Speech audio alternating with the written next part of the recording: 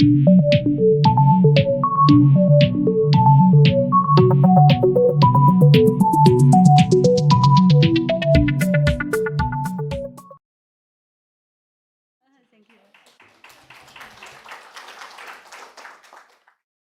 Bashar. And to you, good day. I'm very excited to be here. As are we to interact with you. And before we begin, I would first like to extend my deepest appreciation for allowing us to interact with ourselves Absolutely. through you as a permission slip. It is our passion and our pleasure. Throughout my physical life here, I had the exciting opportunity to experience deep and severe levels of negativity, suffering, depression, and pretty much everything in that category. How exciting. Indeed. How brave and bold of you. Thank you, I guess. I know. Because you can use this now to your advantage. Remember, unless you haven't heard it before, what we call the rubber band analogy? Yes, I'm aware of that. Therefore, you understand, the farther you pull the band back into darkness, when you finally let go, it'll give you that much more momentum to fly that much faster into the light. So you were bold and strong enough to pull that band very far back. That means you have a lot of potential energy built up to go flying into the light. So that was bold of you. I'm glad you mentioned that because it seems I'm still stretching backwards. Do you want to let go? Yes, and that's why I'm here. And what it is in your belief system that stops you from letting go. What are you afraid will happen if you do let go and fly into the light and be the self you prefer to be? Yes? I don't think I'm afraid. I just think I'm not able to identify a specific belief system that I have. All right, well, one moment. We use the term afraid, but this is what we mean by it. Do you remember us talking about the motivational mechanism and how that works? Would you like a recap? Yes, please. You all have a motivational mechanism. It works like this. It works all the time, immediately, without fail. There are no exceptions to this. You always choose in the direction of what you believe benefits you. Always, without fail. What you believe benefits you more than the alternative. You always move away from what you believe does not benefit you. So, what that tells you, if you understand that mechanism and how it works, is that if you are not letting go and moving in the direction you would prefer to, that can only mean you have a belief attached to staying where you are that makes staying where you are appear more beneficial than where it is you prefer to go. You need to find out what that belief is. And that usually translates as if you do let go, you're afraid that something will happen that you don't prefer to have happen. That's what we mean by being afraid. You are projecting, or the negative belief is convincing you that if you do let go and become who you prefer to be, that something worse and less beneficial will happen than simply remaining where you are. Does that make sense as a mechanism to you? It does make sense, yes. So you need to figure out what the belief could possibly be that would make staying where you are more beneficial or seem to be more beneficial than where it is you prefer to be. Do you have any clue as to what that might be? Well, I have sharing, if I may, Yes. with an experience like that. Yes. So I went back and I analyzed most of my negative experiences that I had, and I realized that most of the times, if not always, they were self-inflicted. All right, and?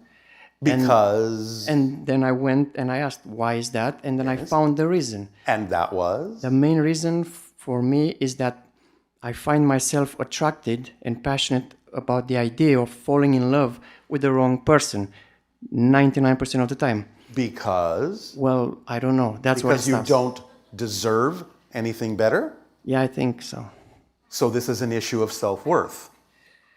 Well, if you ask me now, I feel like I deserve, but then I think it's something more deep inside that. I know overrides that you empirically know you do, but if you believe that you are not worthy of it, that is going to take precedence. That's exactly what I just described as the motivational mechanism.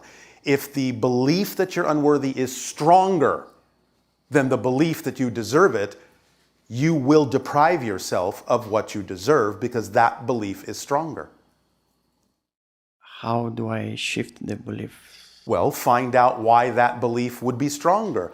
Why does it seem safer, I'll use that term, to deny yourself what you deserve? Are you concerned that if you allow yourself to attract what you deserve, that something will go wrong with that? Or it won't be what you thought it would be? Maybe. Maybe. All right. Well, you have to be honest within yourself about these things. So, if you did allow yourself to attract what you deserve, what you know you do deserve, just by your existence, what do you imagine might go wrong? I think it would be maybe too much of positive Too energy. much positive energy. Yeah, probably. What would too much positive energy do to you? I'm not Rachel? sure. I haven't experienced it yet. Yet you have an idea that it is something to avoid. So whether you have experienced it or not, you obviously have a belief about it that isn't benefiting you and prevents you from moving toward it. So what do you imagine too much positive energy might do? Blow the top of your head off or something? Something like that, yeah. So you're saying you can't handle that much positive energy? I'm sure I can, Are you? at least empirically, as you said. Well, but do you know it in your bones as true? Or is it just an intellectual concept for you? It's just a concept. Why isn't it in your bones? Why don't you know it to be true that you can handle it? I'll give you a hint, unless you can figure it out. Please, go ahead. All right. You have to look to your definitions of what it means to have positive energy, because you are creating a definition wherein having positive energy could possibly have something go against the positive energy, and that's not a definition of positive energy. You have a different definition. So you have to clarify and clean up your definition of what it is that's capable of happening when you create a positive state of being. Many people on your planet say exactly what you're saying. I would create a positive state of being, but I'm afraid that if I do, something negative will happen. That's not a definition of a positive state of being. Nothing negative can happen in a positive state of being. Even if it looks like it's negative, even if somebody else defines it as negative, you will know that by staying in a positive state of being, you can only extract a beneficial and positive effect from it, no matter how it was created, no matter how it looks, no matter what anyone tells you about it. You know that by staying in a positive state of being, you cannot be affected negatively. That's what you have to know is the definition of being in a positive state. Any other definition is not a definition of a positive state. So you have to be clear about how you're defining the concept of what's possible in a positive state. Yes? Yes, and this is where intuition comes into place, and most of the times, actually, it never failed me. Intuition can, but this is really just about knowledge. It's about knowing how things work. It's about understanding this literally almost from a physics point of view. You cannot experience what you're not the vibration of. It's simply not possible to experience something that you are not operating on the same wavelength as. Well, I'm glad you mentioned that, because there were cases when I felt extremely excited and positive and Yes. and everything was wonderful, and then the outcome was completely different. That's because you are equating the idea of that outcome to being in the positive state, and that's not the case. I understand that physical reality and continuity can make it seem as if that was the outcome of the positive, excited state, but it wasn't. If you have an outcome that is actually truly negative, now I'm talking about something different than what you expect, because just because something unexpected happens doesn't mean it's negative. If you're labeling it as negative because you didn't get what you expected, that's the definition you need to change. But the idea is that if you do experience something negative after having been in a positive state, that negativity is not the result of the positive state. That negativity is the result of you leaving the positive state. And that means you applied a negative definition to what happened instead of a positive one. You can recognize that something that manifests may not be what you expected, may not even be what you prefer. But that's a neutral observation and does not insist that you have to define it in a negative way. You have to know that whatever happens in your life, whatever pops up, no matter how it looks, must be there for a positive reason. And if you stay in that frame of mind, you will be able to use even what you don't prefer in a way that you do prefer. That's how you use the negative positively. And then when you use it in a positive way, it will usually go away because you've used it up. There's no reason for it to hang around because you were willing to validate it as having a reason to be there that serves you, instead of assuming that just because something unexpected happened, something went wrong. That definition is what causes you to experience that something went wrong. The thing in and of itself doesn't have built-in negative meaning. Nothing has built-in meaning. You give it the meaning. Now, you may give it that meaning unconsciously and then see the negative result from the negative belief you applied to it so quickly you didn't even know you were doing it. But that's why it's so important to become aware of your definitions so that they don't catch you off guard by making it seem as if, well, that just happened out there. That's just because that's built into that situation. No, it never is. It's always coming from you. And therefore, you have a feedback mechanism that lets you know how to course correct and realign yourself and say, wait a minute. I don't have to automatically assume that just because I got something I didn't expect that that's a negative thing. Let me see how I can define this in a positive way that serves me. Catch yourself, stop yourself, find the definition that gave it the negative experience, that attached the negative experience to it, and let go of that definition and replace it with a more positive one so you can get a beneficial effect out of whatever happens. Because as we have said, and we'll say again now, it doesn't matter what happens. It only matters what you do with what happens. That's what makes the difference. Is this helping? It is, and I have tried just that, but it feels like... No, you haven't. Because if you say, I've tried it, you're saying that you still had an assumption and an insistence and an expectation of what the result was supposed to be. You don't know what the result needs to be until it shows up. And that's what shows you what it needed to be. So you have to let go of any insistence on what you think it's supposed to be. Do you understand? Yes, it feels like the body sometimes just takes over the mind. That is an excuse. And it comes from a negative belief because that's not true. You're buying into something as if it's a fact. Just because you feel it doesn't mean it's a fact. The fact that you feel like the body sometimes takes over is one of the tools the negative belief uses to convince you you don't have the power to change. You have to see through the lie, the smoke and mirrors of the tools the negative belief uses. It's not doing it maliciously, that's just how it's built. But you have to know that that's not true. In other words, when you hear yourself saying, or hear yourself even thinking, sometimes the body just takes over and I can't do anything about it, that's exactly, perfectly, and precisely the moment to stop yourself and go, wait a minute, that's not a fact. It's an opinion, it's a belief, it's a perspective, and I don't have to buy that as true. But negative beliefs will make themselves appear to be facts, appear to be true.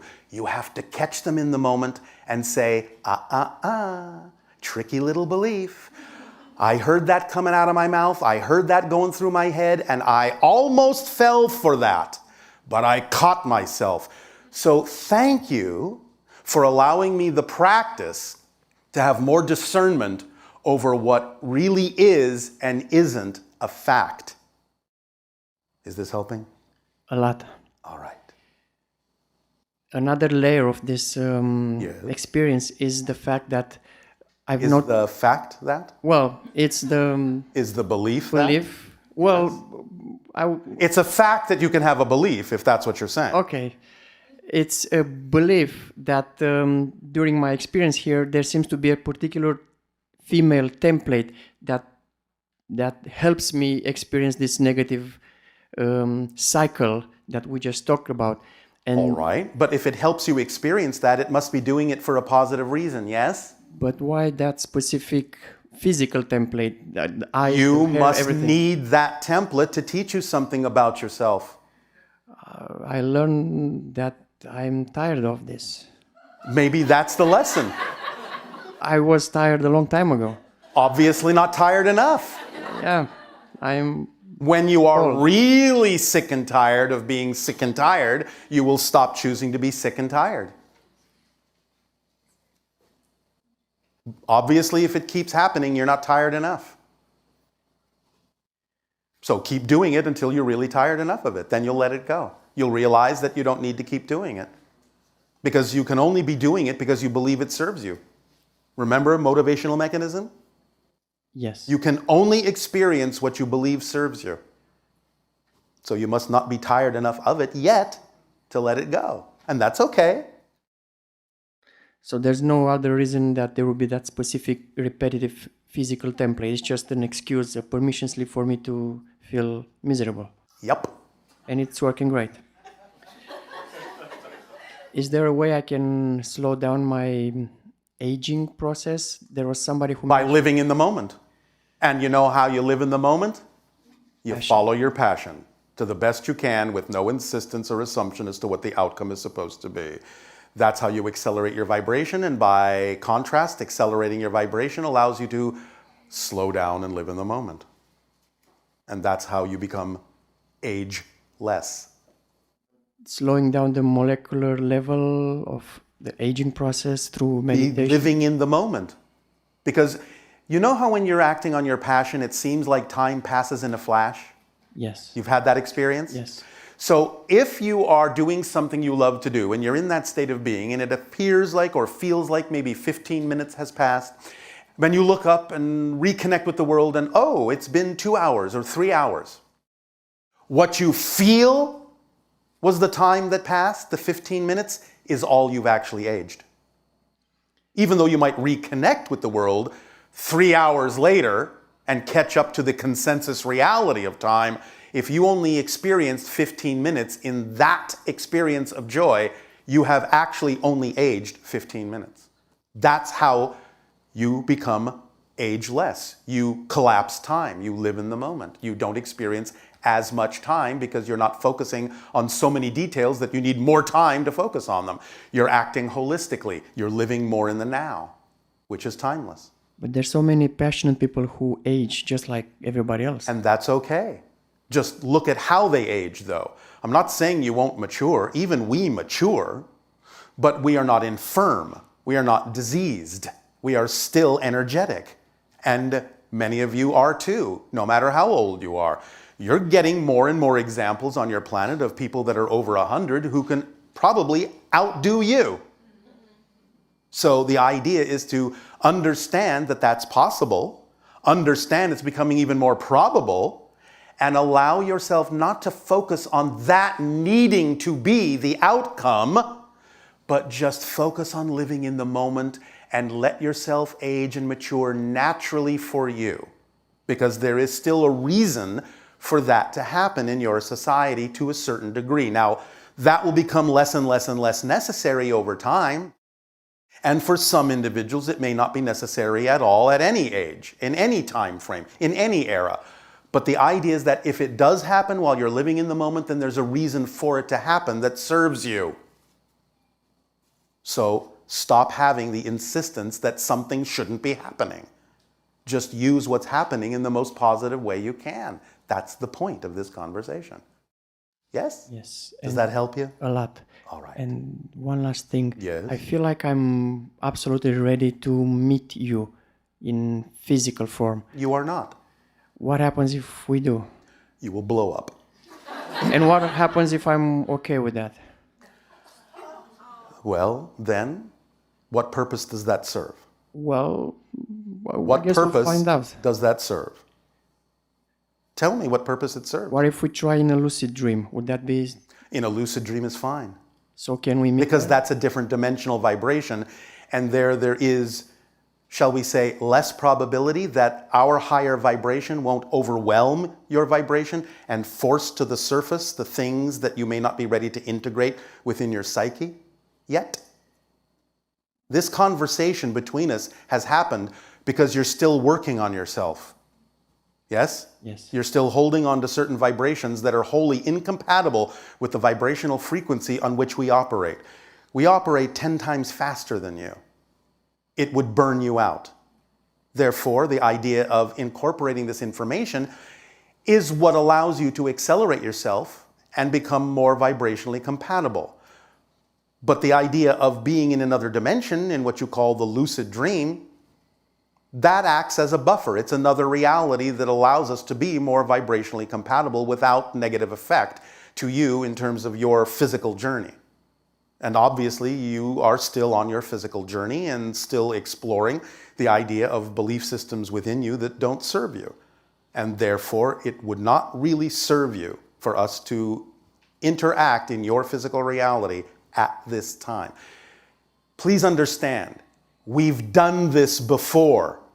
We know what we're talking about, and we will do nothing that in any way, shape, or form, from our perspective, in our experience, would bring any degree of harm to you. So we cannot do that yet. But there will be potentially a time in which that could happen. The more you live in the moment, the more you accelerate your vibration, the more you become vibrationally compatible with us. And so in time, in perfect timing, then something like that could happen. You need to increase the probability by being more of yourself first. That's the process. That's contact. But you're having contact right now anyway. So the idea of physical contact with us can't be made to seem better than the kind of contact we're having right now. This is how it works. And you have to simply trust that we know what we're doing. All right? I trust you. Thank you. Our unconditional love to you. Pleasant dreams. Thank you.